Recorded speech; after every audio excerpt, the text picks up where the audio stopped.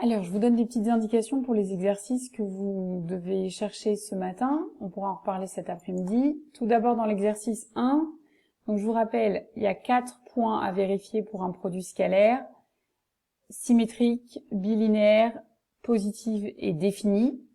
Si vous voulez montrer que c'est un produit scalaire, il faut vérifier les 4 propriétés. Si vous voulez montrer que ça ne l'est pas, il faut trouver celle des 4 qui n'est pas correcte et qui n'est pas vérifiée et donner un contre-exemple. D'accord? Donc avant de vous lancer dans je rédige tout, vous pouvez montrer par exemple qu'il y a une des propriétés. Vous pouvez réfléchir à est-ce que toutes les propriétés ont l'air d'être vérifiées et comme ça après pour votre rédaction vous êtes un peu orienté.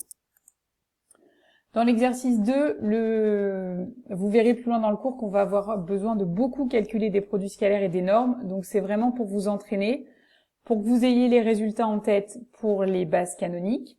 Vous n'avez pas à connaître par cœur ces résultats, mais par contre, plus vous les ferez, plus vous allez être efficace, et rapide dans les calculs. Donc ça peut vous faire gagner du temps pour quand ces calculs vont retomber.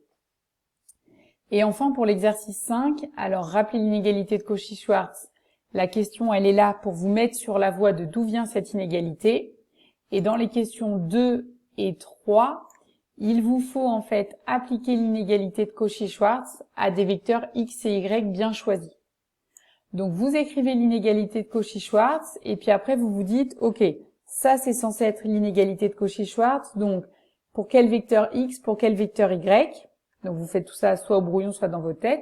Puis après sur votre copie, vous faites comme si vous y aviez pensé. Ah j'ai pris ça comme vecteur x, j'ai pris ça comme vecteur y. Voilà ce que ça donne.